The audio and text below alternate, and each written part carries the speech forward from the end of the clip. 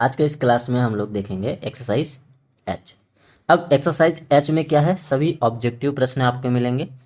पहले नंबर का प्रश्न देखो, आपसे कह रहा है क्या कि द प्लेस वैल्यू ऑफ 6। तो प्लेस वैल्यू हम लोग निकालना पिछले चैप्टर में देखा है। इन द न्यूमरल ऑफ इतना, तो इसको न्यूमरल नंबर लिख लेते हैं पहले। 4 8 6 3 2 9 5 0। तो इसमें प्लेस वैल्यू कैसे निकालते हैं? प्लेस वैल्यू निकालते हैं, देखते हैं 6 कहाँ है। 6 यहाँ पे है, तो 6 को 6 लिख लो, बाकी सभी को क्या कर देंगे, 0 कर देंगे। तो 3 को भी 0, 2 को भी 0, 9 को भी 0, 5 को भी 0 और 0 को 0 ही रहेंगे। तो ये आपका क्या है, प्लेस वैल्यू है। तो जो ऑप्शन में मिले लिख दो। तो आपको ऑप्शन में क्या मिला है, सी। तो ये आपका आंसर। इसी तरीके से सभी देखेंगे हम लोग। चलो अगले पे चलते हैं। अगला क्या है, कह रहा है कि द फेस वैल्यू, क्या है यहाँ पे, face value. Face value of 4 in the numeral of इतना नंबर कह रहा है। तो नंबर पहले लिख लेते हैं 8 9 2 4 7 6 0 5। तो यहाँ पे देखो 4 मिल रहा है। अब यहाँ पे 4 मिल रहा है, पर जब हम इसको निकालेंगे 4 0 0 0 0 करके, तो ये जो हमारा है ये क्या है, आपका प्लेस वैल्यू। पर आपसे पूछ क्या रहा है भाई, पूछ रहा है आपसे फेस वैल्यू। तो फेस वैल्यू का मतलब स्वयं, स्वयं का मतलब जो नंबर है वही। तो फेस वैल्यू जब भी आपसे पूछे, तो आपको यदि सिर्फ और सिर्फ फेस वैल्यू पूछे तो फेस वैल्यू क्या होगा, 4 होगा। तो ऑप्शन नंबर ए सही होगा इसमें। ठीक है, नेक्स्ट कह रहा है the difference between in the place value and the face value. अब यहाँ पे दोनों पूछ रहा है, place value and the face value of 5 in the numeral number. तो न्यूमरल नंबर जो दिया गया है आपसे, तो वो न्यूमरल नंबर लिख लेते हैं हम लोग। न्यूमरल नंबर क्या है, 7 8 6 5 3 4 2 और 1। ये आपका न्यूमरल नंबर दिया गया है। इसमें आपको क्या पूछ रहा है, 5, यानी 5 का पूछ रहा है। तो 5 का फेस वैल्यू और प्लेस वैल्यू पूछ रहा है, वो भी क्या, द डिफरेंस। डिफरेंस का मतलब सब्ट्रैक्ट करना है। तो सब्ट्रैक्ट करना है, तो 5 का पहले प्लेस वैल्यू निकाल लेते हैं। तो प्लेस वैल्यू निकालेंगे तो 5 0 0 0 0 हो। अब ये हो गया आपका प्लेस वैल्यू। अब आपसे पूछ रहा है फेस वैल्यू। फेस वैल्यू का मतलब स्वयं, जैसे फेस वैल्यू का मतलब क्या होता है, जब आप आपको आईने में देखोगे तो वो आपका फेस दिखेगा। तो फेस मतलब खुद को देख रहे हो, तो खुद का मतलब खुद के ही स्वरूप। तो खुद के ही स्वरूप का मतलब 5, 5 यानी 5 ही आपका क्या है, फेस वैल्यू है। ठीक है ना। तो इसको क्या करेंगे, डिफरेंस करना है। तो डिफरेंस का मतलब सब्ट्रैक्ट कर देंगे। सब्ट्रैक्ट करेंगे तो क्या आएगा, 10 में से जाएगा 5, 5 जाएगा तो बचेगा क्या, 5। यहाँ पे क्या बचेगा, 9, फिर 9, फिर 9 और यहाँ पे 4। तो ये आपका जो आएगा वो द डिफरेंस है किसका, between place value and face value of 5 का है। तो क्या आया है, ऑप्शन में देख लो आप कौन सा ऑप्शन सही है। 4 है और 9995, तो 49995 यानी ऑप्शन नंबर सी सही है। चलो नेक्स्ट चलते हैं। अगले प्रश्न पे चलेंगे तो क्या होगा, अगले प्रश्न जो आपसे कह रहा है, क्या कह रहा है कि द स्मॉलेस्ट, है ना, the smallest counting number is. इसका कोई मतलब नहीं। देखो ये सिंपल सा प्रश्न, द स्मॉलेस्ट काउंटिंग नंबर, जो काउंट किया जा सकता है। तो काउंटिंग नंबर 0 तो होगा नहीं। तो स्मॉलेस्ट पूछ रहा है, तो यानी सबसे छोटा, यानी 0, 0 तो होगा नहीं, 0 काउंट नहीं किया जा सकता है। तो क्या होगा, 1। ऑप्शन नंबर बी सही है। चलो आगे, अगला है आपका 5 नंबर। 5 नंबर कह रहा है कि how many 4 digit number are there. अब देखो 4 डिजिट नंबर पूछ रहा है, आर देयर पूछ रहा है, बट आपको ना स्मॉलेस्ट दिया है ना ही आपको ग्रेटर दिया है। तो क्या करेंगे हम लोग, तो इसमें हम लोग करेंगे पहले लार्जेस्ट नंबर लिखेंगे, है ना, 4 डिजिट का, 4 डिजिट लार्जेस्ट नंबर क्या हो जाएगा, 4 डिजिट का मतलब 999 और 9। और 4 डिजिट का क्या लिखेंगे, स्मॉलेस्ट नंबर, स्मॉलेस्ट नंबर क्या हो जाएगा, 1000। अब मैंने आपको जब ये एक्सरसाइज करा रहा था तब उसमें मैंने आपको ये ऐसे प्रश्नों का सॉल्यूशन मैंने कराया था। तो क्या करेंगे इसमें 9 9 9 9 में से 1 1 1 0 0 0 को क्या करेंगे सब्ट्रैक्ट करेंगे और +1 करेंगे, जो आएगा वही हमारा क्या होगा आंसर होगा। तो चलो साइड में कर लेते हैं इसको 9 9 9 9 फिर 1 0 0 0 को सब्ट्रैक्ट करेंगे तो क्या आएगा 9 9 9 और 9 में से 1 गया 8, फिर 8 लिखेंगे 9 लिखेंगे 9 और 9 प्लस क्या है 1 है, 1 को जब ऐड करेंगे इसमें तो क्या हो जाएगा 9 1 10 1 कैरी 1 कैरी तो 9 1 10 फिर 1 कैरी 9 1 10 फिर 1 कैरी और 8 और 1 क्या हो जाएगा 9, तो हमारा क्या होगा आंसर 9 0 0 0, ये होगा हमारा आंसर। तो ऑप्शन में दिख रहा है, तो option number B is correct. ठीक है, नेक्स्ट पे आते हैं छठे नंबर प्रश्न पे। ये भी वही है, सेम टू सेम, कह रहा है कि how many 7 digit number are there. अब देखो इसमें भी लार्जेस्ट स्मॉलेस्ट नहीं दिया गया, तो हम लोग 7 डिजिट का लार्जेस्ट और 7 डिजिट का स्मॉलेस्ट नंबर लिखेंगे। तो 7 डिजिट का लार्जेस्ट नंबर क्या होगा 7 टाइम 9 है ना, 9 9 9 9 9 और 9 और 9, ये हो गया 7 डिजिट का लार्जेस्ट नंबर। और 7 डिजिट का स्मॉलेस्ट नंबर क्या होगा 7 डिजिट का स्मॉलेस्ट नंबर, तो 1 0 0 0 0 0 0, ये होगा। तो वही प्रोसेस इसमें भी करेंगे, क्या करेंगे इसमें 1 2 3 4 5 6 7, ठीक है 1 2 3 4 5 6 7 को सब्ट्रैक्ट करेंगे +1 करेंगे। तो कर लो 1 2 3 4 5 6 7, 1 2 3 4 5 6 7 को सब्ट्रैक्ट, तो 9 9 9 9 9 9 और 8, ठीक है प्लस क्या करेंगे 1 करेंगे। देखो अब इसको हम क्या लिख देंगे 8 9 9 9 +1 है ना। अब इसको सॉल्व करेंगे तो 9 1 कितना हो जाएगा 10, फिर 1 कैरी 9 1 10 फिर 1 कैरी 9 1 10 फिर 1 कैरी 9 1 10 फिर 1 कैरी 9 1 10 फिर 1 कैरी 9 1 10 फिर 1 कैरी और 8 1 9, ये होगा आंसर। तो 9 है, कितने टाइम्स 0 है 1 2 3 4 5 6, तो 6 टाइम 0 लिख लो, 6 टाइम आप 0 लिख दो, ये हो गया आंसर। तो मिला लो, इसमें क्या होगा ये वाला option number B is correct. ठीक है, नेक्स्ट इसमें भी वही है, 7 नंबर में भी 8 डिजिट नंबर पूछ रहा है, तो 8 डिजिट लार्जेस्ट नंबर लिखेंगे, है ना। लार्जेस्ट नंबर क्या हो जाएगा 8 टाइम 9, तो 1 2 3 4 5 6 7 8, 8 टाइम, और 8 टाइम जो है स्मॉलेस्ट नंबर लिखेंगे,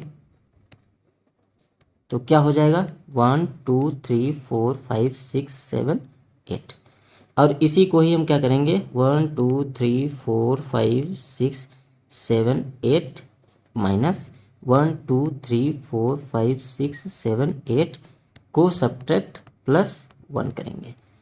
तो इसको सॉल्व करेंगे तो क्या आ जाएगा 8 9 9 9 9 9 9 9, है ना, 3 3 6 7 8 +1 करेंगे तो क्या आ जाएगा 9 1 2 3 4 5 6 7 टाइम 0, तो ये होगा हमारा आंसर। तो इसमें से देख लो option number C is correct. ठीक है ना। अब हम आगे बात करें, तो आगे कह रहा है कि व्हाट कम्स जस्ट बिफोर 1 2 3 4 5 6 7 8, तो इसको लिख लेते हैं 1 0 0 0 0 0 0 0, यही है ना। 1 2 3 4 5 6 टाइम 0 है, तो 1 2 3 4 5 6 टाइम 0 है, तो इसको हटा देते हैं। तो ये है। अब कह रहा है जस्ट बिफोर, जस्ट बिफोर का मतलब मैंने आपको क्लास में जब ये पढ़ा रहा था तब मैंने आपको बताया था कि जस्ट बिफोर और जस्ट आफ्टर में डिफरेंस क्या होता है। जैसे मान लो एग्जाम्पल के तौर पे हम आपको बताते हैं कि जैसे मान लो आपको दिया गया हो 10, है ना। अब 10 का मतलब क्या होता है, जस्ट आफ्टर का मतलब, जैसे आपसे पूछ लिया जाए जस्ट आफ्टर या फिर जस्ट बिफोर, है ना।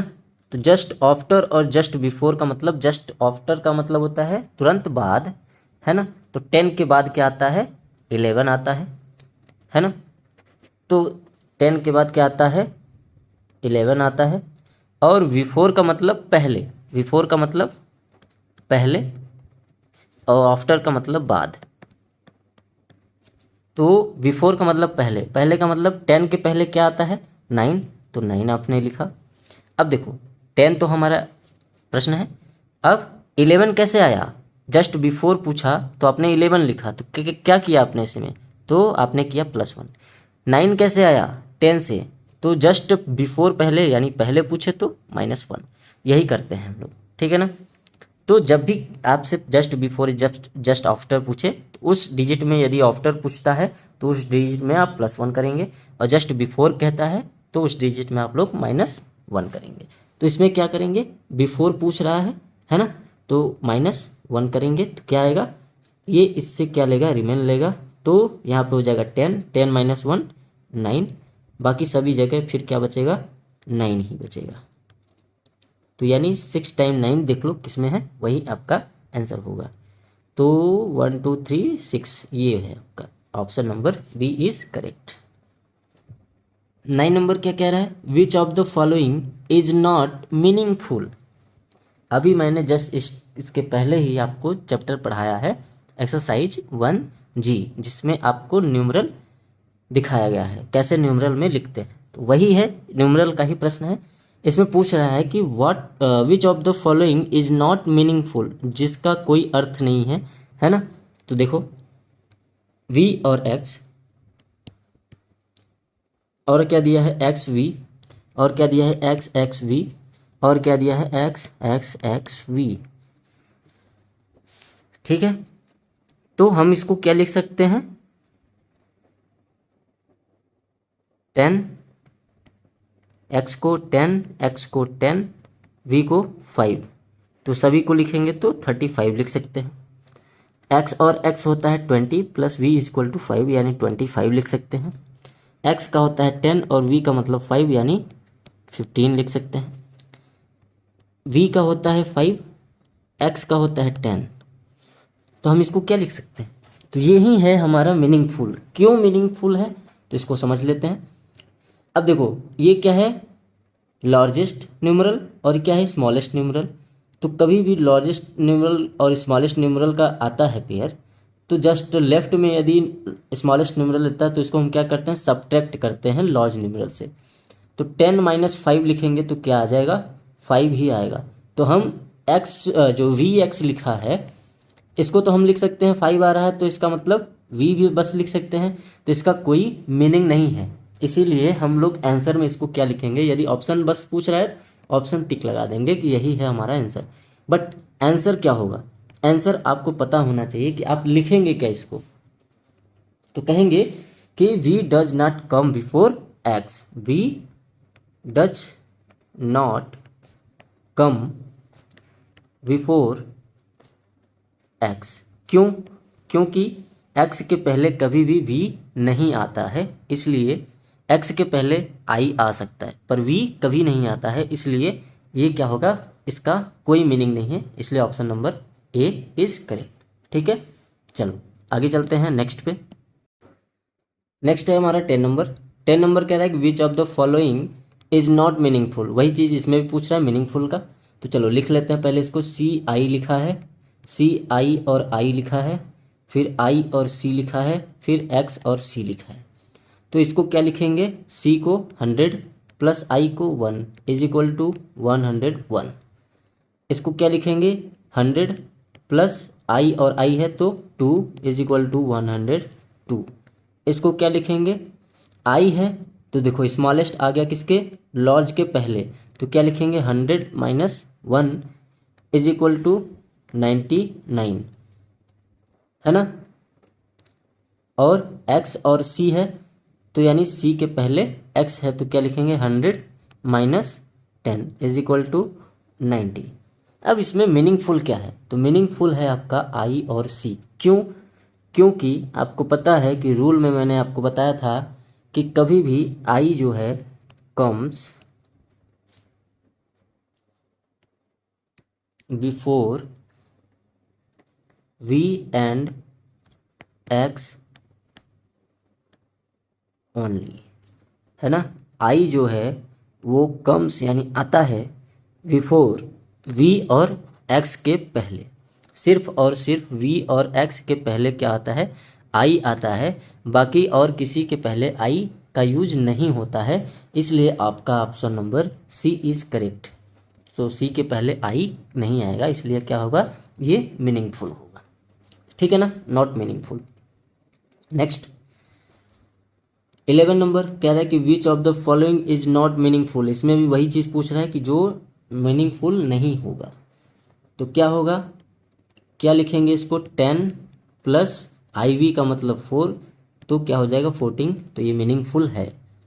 अच्छा इसको देख लेते हैं, ये क्या है, अच्छा x है, x का मतलब 10 और v है, तो v और v क्या होता है कभी भी साथ में, यानी कि डबल हम नहीं लिख सकते हैं। v को कभी भी दो दो बार प्रयोग नहीं करते हैं, कभी भी आप देखेंगे किसी भी जगह पे v और v लगातार कभी नहीं आते हैं। तो मैंने ये आपको रूल में ही बताया था कि जो रिपीट नहीं होते हैं।